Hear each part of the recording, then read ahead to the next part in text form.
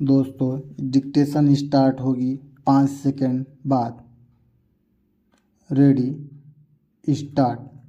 महोदय, जब हम रोजगार के आंकड़ों को देखते हैं तो बेरोजगारों की संख्या लगभग 6 करोड़ आंकी गई है।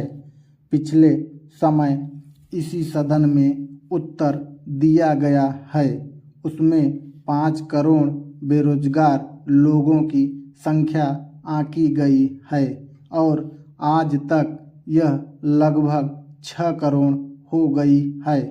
लेकिन योजना आयोग के जो उपाध्यक्ष हैं, उन्होंने पिछले दिनों इस बात की आशंका व्यक्त की थी कि नई शताब्दी के प्रथम दशक तक बेरोजगारों की संख्या 10 करोड़ हो जाएगी।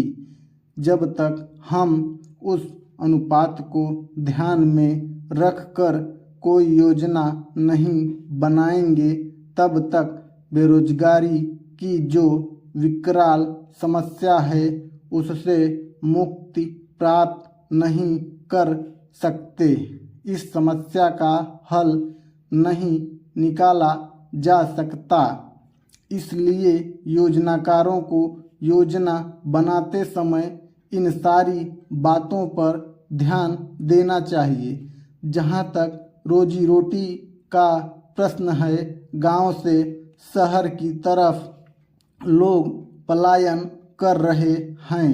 उसकी वजह यह है कि जो हमारे श्रमिक मजदूर साथी हैं, गांव में रहने वाले हैं, उनके लिए गांव में रोजगार उपलब्ध नहीं है।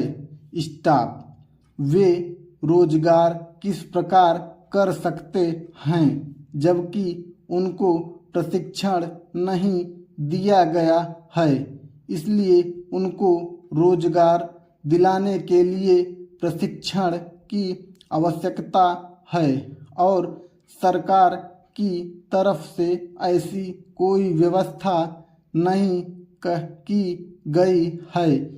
ग्रामीण अंचल में रहने वाले लोगों को रोजगार उपलब्ध कराने के लिए जो कुटीर उद्योग प्रारंभ किए गए हैं, उन कुटीर उद्योगों से संबद्ध करने के लिए प्रशिक्षण का काम करना चाहिए।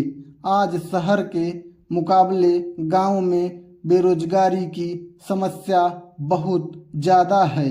मैंने जो आंकड़े बताए वह रोजगार वृद्धि की जो अनुमानित दर है वह 2% है और जो मांग है वह 4% है। इसमें अंतर 2% का है। यह जो खाई है, इसको पाटने की आवश्यकता है और इसे पाटने के लिए सरकार की तरफ से आवश्यक कदम उठाए जाने चाहिए। ऐसा मेरा आपके माध्यम से इस सरकार से आग्रह है, तभी कुछ सार्थक प्रयास हो सकेगा।